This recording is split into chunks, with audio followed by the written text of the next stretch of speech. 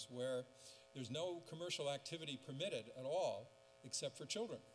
So what happens is the parks are filled up with children, and here you can see a 2-year-old selling a few toys, and so on. And here's a 10-year-olds playing a band, and so on. So I don't think it gets better than that. To bring the children of San Diego into a park like this and have them trade, sell, perform it's just a no-brainer.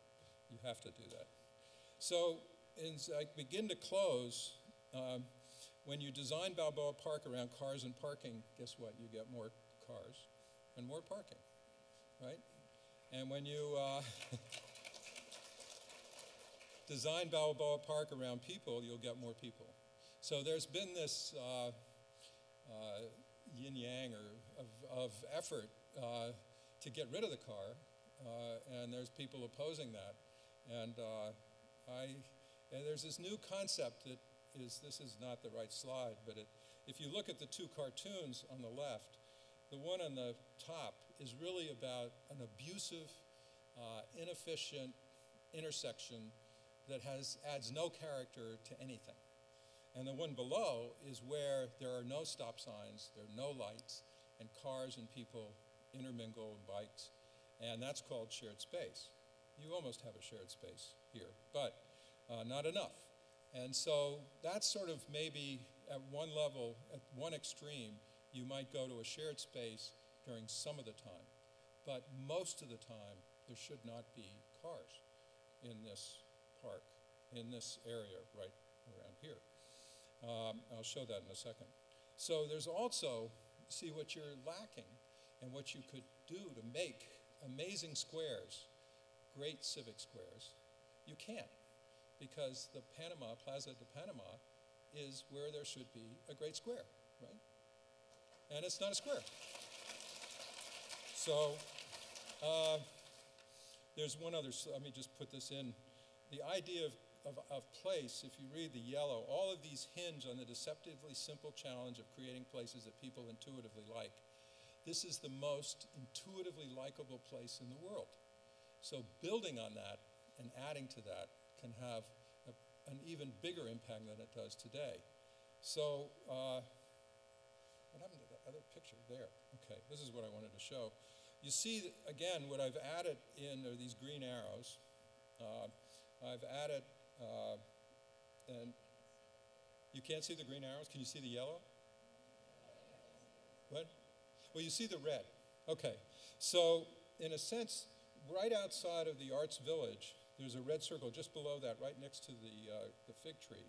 If you take that area and you open it up into the zoo, where you reorient part of the zoo so there's an entranceway there, that will give you an amazing connection. That's a very good place. I don't know what goes on inside the zoo, but if the zoo wants to connect with you, they should find a way to create that major connection right there, because it's a really good one. The whole area around the train and the carousel is so out of sight, out of mind, it really isn't a real destination.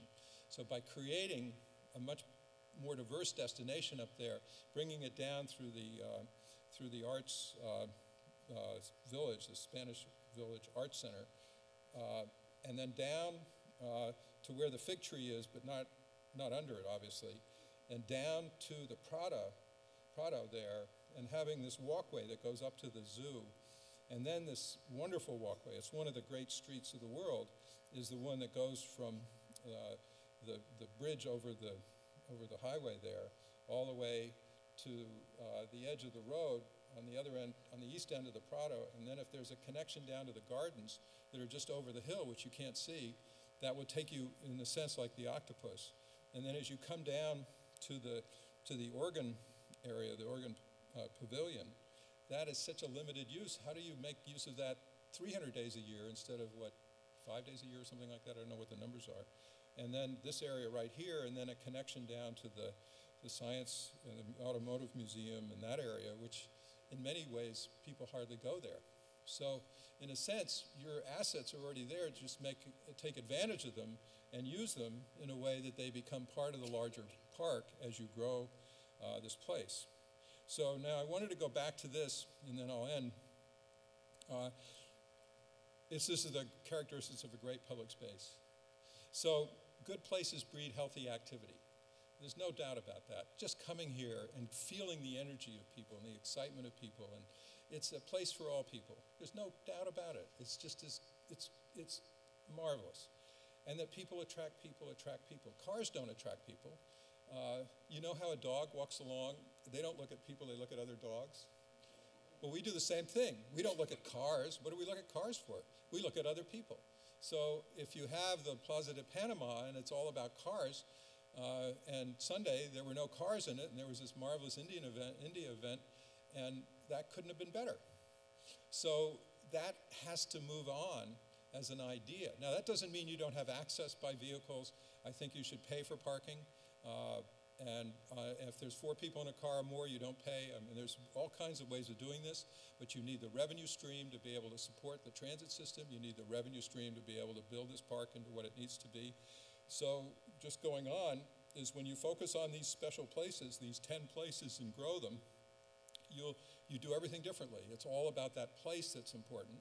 It takes many disciplines and skills to create a place. It takes a community to create a place. You've got that, that's for sure.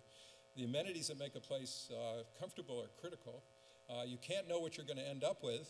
I think you all know that. That's what's so exciting about this, is that 10 years from now, you'll be amazed at what you've done, but you probably don't know what it is you have to do to get to that. So all of these things are part of your amazing challenge. Each place has its own identity, and you can't have anything less than excellence. And you have to have zealous nuts. And that's where you all come in, because it has to be a campaign. You have to develop the vision. You have to become the communicators. There are none better than you. You have to search for the impediments. You know where they are. I've heard every one of them. You have to organize a strong team. You've got as good a team as you could get. Just make it bigger and stronger. Attack complacency. There's not a whole lot of complacency in this city about this treasure. Produce the short-term wins. Take on bigger challenges. And then connect change to the culture of the community. So this is one of the great community building opportunities anywhere in the world, and you have the ingredients to do that. So we have enormous resources on our website. I'm told we have 6,000 links to various bits of information, and there's all kinds of training and online tools, and we have a free newsletter. And this is our website, so take a look at it. You can get a free newsletter if you sign up. And I implore you to take on one of the biggest challenges of your life, which will give you more pleasure than you could ever imagine, to make this into the park of the future in 2015. And you're started at a level that is very high, but you still have a much higher level to go. Thank you very much.